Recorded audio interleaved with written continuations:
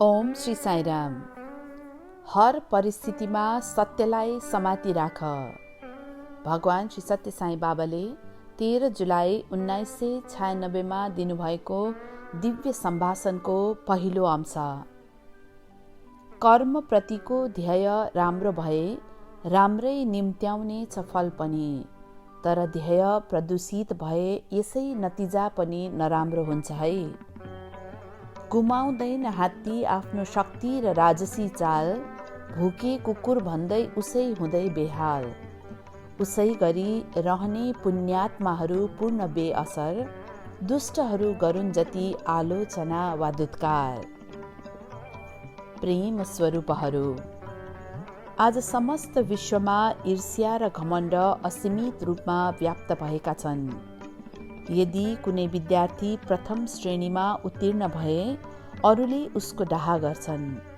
त्यसै गरी यदि कोही स्वस्थ र खुसी छ भने अरूले उसप्रति ईर्ष्या गर्छन्।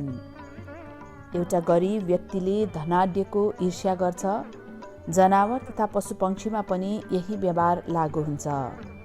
बकुल्लाले राजहंसको खिल्ली उडाउँछ। कोइलीको सुमधुर र सुरिलो आवाज कागहरूका लागि कर्कस बनेको हुन्छ। सांसारिक व्यक्तिहरू काग समानका हुन्। त्यसैले सत्य अँगालेका व्यक्तिहरूले अरूले के भन्लान् भन्नेमा नअल्मली आफ्नो जीवनलाई धर्म मार्गमा लगाउनुपर्छ। गल्लीका कुकुर भुकेको वास्ता नगरी हात्ती राजसी चालमा अघि बढ्ने गर्छ। कहाँ हात्ती कहाँ कुकुर, यी दुईका बीचमा तुलना हुनै सक्दैन। त्यसरी नै कागको कर्कस कहाँ कहाँको वास्तै नगरी कोइली निरन्तर गाउँछ। काग कर्कस आवाज लिएर करायो भन्दैमा कोइलीले गाउन छोड्ला र? छोड्दैन। त्यसै गरी तिम्रो असलपना, प्रगति, सम्पन्नता र शुद्धताको ईर्ष्या अरूले पनि गर्न सक्लान्। तर तिमीले तिनको वास्ता नगरेर आफ्नो हृदयलाई शुद्ध राख्नुपर्छ। त्यस्ताको आलोचना वा नकारात्मक धारणाबाट निरुत्साहित वा खिन्न हुनु हुँदैन। असल ध्येय राखेर कुनै कार्य गरे त्यो अवश्य सफल हुन्छ। त्यसैले आफ्नो भावनालाई शुद्ध राख्नुपर्छ। अर्काको प्रभावमा परेर आफ्नो असल भावना बदल्नु हुँदैन। यद् भावम तद् भवति, जस्तो भावना त्यस्तै नतिजा। तिम्रा कार्यको प्रकृति जस्तो रहला त्यसको फल पनि त्यस्तै हुने गर्छ। ईश्वरले तिम्रो देखावटीपन भन्दा आन्तरिक भावलाई बढी महत्त्व दिनुहुन्छ। तर सांसारिक व्यक्तिहरूले चाहिँ तिम्रा बाहिरी क्रियाकलाप हेरेर तिम्रो उपहास समेत गर्लान्। ईश्वर भावप्रिय हुनुहुन्छ। तिम्रो भित्री भावना शुद्ध भए उहाँ प्रसन्न हुनुहुन्छ। सर्वत्र व्यापक देवत्वलाई बुझ्न आफ्नो भावना शुद्ध राखिराख्नुपर्छ। तिम्रा सबै कार्य तिमी भित्रको भावमा निर्भर हुन्छ। तिम्रो भित्री अस्तित्वको प्रतिबिम्ब त्यही हो। तिमी बाहिर संसारमा जे देख्छौ ती सबै तिम्रै भित्री भावनाका प्रतिक्रिया, प्रतिबिम्ब र प्रतिध्वनि बाहेक अरू केही होइनन्। त्यसैले तिमीले आफ्नो भावना शुद्ध पार्न आफ्नै शरीर, समय र ऊर्जालाई उपयोग गर्नुपर्छ।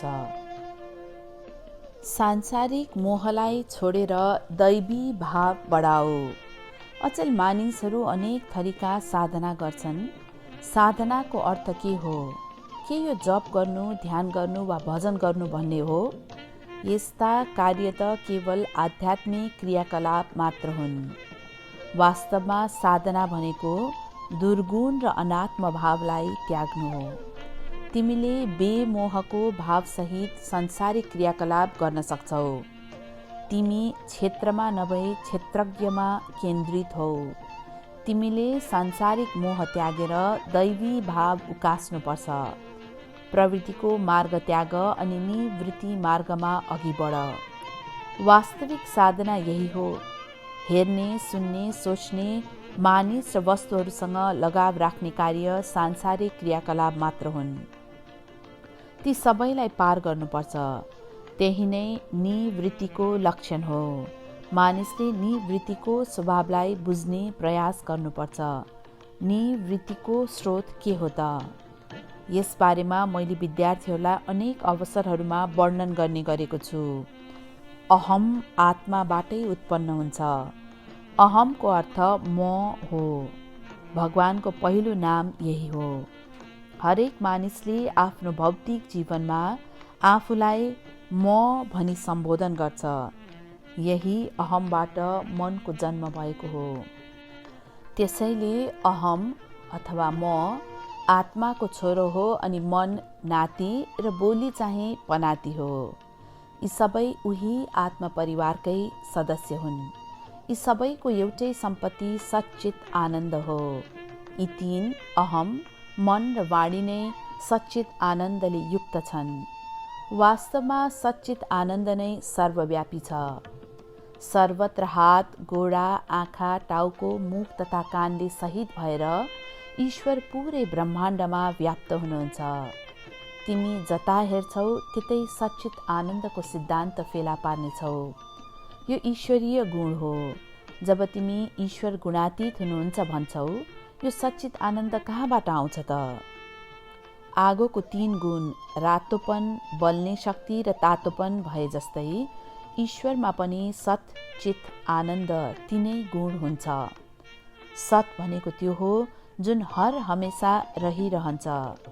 त्यो स्थिर, अपरिवर्तनीय, शुद्ध र स्वार्थरहित हुन्छ। त्यसपछि चित आउँछ। यसको अर्थ सतर्कता वा चेतना भन्ने हो। आनन्द कहाँबाट उत्पन्न हुन्छ त? सत र चितको सम्मिश्रण नै आनन्द हो। त्यसैले हरेक मानिसले आजीवन सुखकै चाहना राख्छ। परीक्षामा उत्तीर्ण भए विद्यार्थी खुसी हुन्छ, तर तिनको त्यो खुसी भने केही समयका लागि मात्र हुन्छ। त्यसपछि तिनले माथिल्ला कक्षाहरूको चाहना राख्छन्। उच्च डिग्री हासिल गरिसकेपछि पनि ती खुसी हुँदैनन्। तिनले काम पाउने चाहना राख्छन्।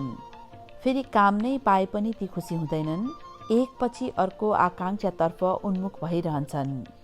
असीमित इच्छालाई पछ्याएकै कारण उनीहरूले दिगो सुख प्राप्त गर्न कहिले पनि सक्दैनन्। आध्यात्मिक मार्गमा आस्था र प्रेम अत्यावश्यक नै हुन्छ। सांसारिक सुख क्षणिक हुन्छ। त्यस्तो सुखको खोजी गरिरहनु मानवीय गुण होइन। तिमी धन, सन्तति अनि यौवनको घमण्ड कति पनि नगर। समयको कुनै झोकाले निमेषभरमै ती सबै नासिन सक्छन्। सबै थोक कुनै समयमा बदलिने र नाश भइजाने खालका छन्। तर तिमी भने तिनैलाई स्थायी ठान्दै तिनैको प्राप्तिका लागि जीवन व्यर्थ फ्याल्छौ। यी सबै त सपना सरीका हुन्। तिमीले सपनामा देखेका ठुल्ठुला महल दरबार तिमी बिउजना साथ अलप हुन्छन्। त्यसै गरी तिमी बिउझेर देखेका चिजबिज तिमी आफ्ना सपनामा देख्न सक्दैनौ। एउटा रातको सपना हो भने अर्को दिवा स्वप्न। तात्विक रूपमा दुवै सपना नै हुन्। त्यसै कारण देख्ने तिमी सर्वव्यापी छौ। तिमी भित्रै त्यस्तो शाश्वत सिद्धान्त छ, बाहिर होइन। सांसारिक व्यक्ति वा पदार्थबाट तिमीले प्राप्त गर्ने सुख स्थायी सुख होइन। अस्थायी सुख त उड्दो बादल सरी हुन्छ। तर मानिसले त्यही अस्थायी सुखलाई स्थायी ठान्दै त्यही प्राप्त गर्नका निमित्त अनेक कठिनाई सहन्छ। सत्यलाई बुझ्न आध्यात्मिक मार्ग अँगाल्नुपर्छ। आध्यात्मिक मार्ग पहिल्याएर साधना अभ्यास गर्ने हजारौँ छन्, तर तीमध्ये कतिले आनन्दको अनुभूति गर्न सकेका छन् त? उनीहरू वर्षौँ आध्यात्मिक साधना गर्छन् र त्यही अभ्यास गर्दा गर्दै वृद्ध हुन्छन्। अनन्त केही प्राप्त गरे बिना नै मरणशील देह छोड्दछन्। कारण के हो? कारण उनीहरूमा दृढ आस्था नहुनु हो। अझ तिनका हृदयमा प्रेम नै छैन। मैले अनेक पटक औँल्याएकै छु, आध्यात्मिक भर्याङलाई सघाउने दुई प्रकारका सिद्धान्त हुन्छन्। ती हुन् तलपट्टिबाट प्रेम र माथिपट्टिबाट विश्वास। तिमीमा प्रेम र विश्वास दुवै भए मात्र आध्यात्मिकताको सिँढी उक्लेर जीवनको लक्ष्य हासिल गर्न सक्छौ। आज केही व्यक्तिमा प्रेम त छ तर विश्वास छैन, अनि अरू केहीमा विश्वास छ तर प्रेम छैन। विश्वास मात्र पनि पर्याप्त हुँदैन, प्रेम पनि त्यत्तिकै आवश्यक छ। प्रेम र विश्वासको आपसी सम्बन्ध गहिरो छ। आज कैयौँ साधकहरूको हृदय नकारात्मक सोचले भरिएको छ, तब उनीहरूले कसरी सकारात्मक नतिजा प्राप्त गर्न सक्छन्? सर्वप्रथम उनीहरू नकारात्मक सोचबाट मुक्त हुनुपर्छ। दिमाग खाली भए भर्न सकिन्छ केही पनि, पहिले टम्म रहे त्यसमा हाल्न सकिन्छ के? पवित्र भावले भर्नु छ त्यसलाई भने सुरुमै खाली बनाउनु पर्दैन र त्यो? एक न एक दिन प्रत्येक व्यक्तिले यस संसारबाट बिदा हुनै पर्छ। मानव शरीर अस्थायी छ। कर्मकै फल पनि उड्दो बादलसरी क्षणभर मात्रै छ। त्यस्तो क्षणभङ्गुर फलका लागि तिमीले यति धेरै मुस्किल खप्नुपर्ने किन हो? शाश्वत र सत्य रहनुभएका ईश्वरलाई हासिल गर्ने प्रयत्न नै मानिसले गर्दैन। मानिसले यसरी घोटिएर भुक्ति वा सांसारिक सुख भोगका लागि प्रयत्न गरेका हुन्, मुक्तिका लागि होइन। सांसारिक शिक्षाले के दिन सक्छ र? सांसारिक लाभ, शक्ति र ओहदा मात्रै यसले दिन्छ। तर तिमीले यस जीवनमा दह्रो गरी समात्न पर्ने दुईटै कुरा भनेका सत्य र असलपन मात्र हुन्। अस्थिरम जीवनम लोके अस्थिरम यौवनम धनम अस्थिरम दार पौत्रादि सत्यम कीर्तिम द्वयम स्थिरम। संसारमा जीवन अस्थायी छ, त्यसै गरी न त सम्पत्ति, न जीवन, न श्रीमान श्रीमती तथा बालबच्चा नै स्थायी हुन्। खाली सत्य र कीर्ति मात्र स्थायी छन्। तिमीले सुनाम वा ख्याति आर्जन गर्नुपर्छ। त्यो कसरी सम्भव होला? केवल सत्यको पालना गरे त्यो सम्भव छ। अरू कुनै उपायले तिमी त्यसलाई हासिल गर्न सक्दैनौ। मानिसको ख्यातिको स्रोत नै सत्य हो। वास्तवमा सत्य ईश्वर हो जो सर्वव्यापक छ। हर कोहीका जीवनको आधार र जीविका नै सत्य हो। त्यसैले यहाँको प्राचीन संस्कृतिले सत्यम ब्रूयात् प्रियम ब्रूयात् न ब्रूयात् सत्यम अप्रियम, साँचो बोल, प्रिय तवरले बोल, अपाच्य सत्य नबोल, सत्यम वद धर्मम चर, साँचो बोल, धर्मको अनुसरण गर भनेको हो। सत्य र धर्मलाई तिमीले आफ्नो जीवनकै आधार बनाउनु पर्छ। यस भौतिक संसारमा तिमी सुनाम कमाउन चाहन्छौ भने तिम्रो कर्म असल हुनै पर्छ। तिमीसँग सम्पत्ति, सुन तथा अरू सांसारिक धन रहँदासम्म मात्र संसारले तिम्रो सम्मान गर्ने हो। वास्तवमा मानिसले तिमीलाई केका लागि सम्मान गर्ने हुन्? तिमीलाई मानिसहरूले सम्मान गरेका छन् भने तिमी भ्रममा परेका छौ। होइन, तिनले तिमीलाई नभए तिम्रो सम्पत्ति, उच्च ओहदा, शक्ति र बौद्धिक क्षमतालाई सम्मान गरेका हुन्। सम्मान त तिमीले आफ्नै असल चरित्रद्वारा हासिल गर्नुपर्छ। चरित्रले मात्र कीर्ति दिलाउँछ। तिमीले व्यक्तिगत र राष्ट्रिय दुवै चरित्र हासिल गर्नुपर्छ। सबैभन्दा पहिला व्यक्तिले आफूलाई व्यक्तिगत चरित्रको योग्य बनाउनुपर्छ। व्यक्तिगत चरित्र बिना मानिसले कसरी राष्ट्रिय चरित्र स्थापित गर्न सक्छ र? तिमी राष्ट्रिय चरित्रका बन्यौ भने इतिहासमा तिमीलाई एक असल व्यक्तिका रूपमा स्मरण गरिनेछ। इतिहासको खास अर्थ के हो? उहाँको कथा अथवा हिज स्टोरी नै हिस्ट्री वा इतिहास हो, जसले श्रीराम अनि श्री कृष्ण जस्ता अवतारहरूको कथालाई समेट्दछ। तिमीले आफ्नै कथा लेखेर त्यसैलाई इतिहास भन्न सक्दैनौ। त्यसो हुनु त वास्तवमै इतिहासको अपमान ठहरिन्छ। ईश्वरको कथा नै साँचो इतिहास हो। अवतारका दिव्य गुणहरू अनि उहाँहरूले गरेर छोड्नुभएका कार्यको आदर्श वर्णन पो वास्तवमा इतिहास हो त। तिमी केवल मरणशील प्राणी मात्र रहिरहनु हुँदैन। तिमीले त इतिहासमा स्थान आर्जन गरी अमर बन्नुपर्छ। उड्दो बादल सरीका क्षणिक सांसारिक उपलब्धिमै अल्झिनु हुँदैन। संसारमा धेरै धनीमानी अनि उच्च शिक्षित विद्वानहरू छैनन् र तर ती यथाकथित बुद्धिजीवीहरूले एकतामा नै विविधता देख्दछन्। संसारलाई आज विविधतामा एकता देख्ने गुणी व्यक्तिको खाँचो छ। एकतालाई विविधतामा बाँड्ने छली बुद्धिजीवीको होइन। विविधतामा एकता देख्ने व्यक्तिहरूले मात्र इतिहासमा स्थान बनाउँछन्। त्यसकारण विविधमा रहेको एकताको सिद्धान्त बुझ। देवत्वको त्यो सिद्धान्त सत्य हो। त्यो सत्यलाई कसरी हासिल गर्न सकिन्छ? कुनै शिक्षक वा पुस्तकबाट यो सिक्न सकिने होइन। यो न त पसलमा किन्न पाइन्छ, न त कुनै मित्रले तिमीलाई उपहार नै दिन सक्छ। यसलाई तिमीले आफ्नै व्यावहारिक जीवनबाट हासिल गर्नुपर्छ। जीवनका हर क्षणमा सत्यको यस सिद्धान्तलाई लक्ष्य बनाओ। मानवता त्यही हो।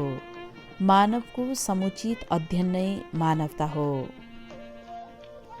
मन, वचन र कर्मको एकात्मतामा मानवता निर्भर हुन्छ। तर आज कति मानिसमा चाहिँ यो छ त? कतिले यो एकात्मता अनुभव गर्न सकेका छन्? वर्षै पछि तिनले आध्यात्मिक कार्य त सम्पन्न गर्छन्। रामायण, भागवत र महाभारत जस्ता पवित्र ग्रन्थको पारायण पनि गर्छन्। तर ती सबैको उपयोग चाहिँ के हो त? आफ्नो हात छातीमा राखेर सोधिहेर, तब तिमीले सत्य जान्नेछौ। के तिमीले सानै भए पनि कुनै आध्यात्मिक उन्नति गर्न सक्यौ? कत्ति पनि छैन। यति लामो समयदेखि त्यस रीतले जीवन बिताउनुको के प्रयोजन? तिम्रो हृदय नै साक्षी छ। अनि यी सबै आध्यात्मिक अभ्यास, सभा समारोह, पवित्र ग्रन्थहरूको अध्ययन, प्रार्थना वा पूजा आदि गर्नुको प्रयोजन चाहिँ के त? यी सबै थरी प्रयास त भुटेको बिउ जस्तै निरर्थक हुन्छ। तिनलाई हावाको एउटै झोकाले छिन्न भिन्न बनाएर उडाइलान्छ। तिमीले हासिल गर्नुपर्ने यो होइन। तिमीले साँचो अर्थमा आध्यात्मिक प्रगति गर्दा तिम्रै हृदयले समर्थन गरिहाल्छ। त्यसैले तिमी सदैव आध्यात्मिक प्रगतिको लागि लालायित रहनुपर्छ। जय साईं।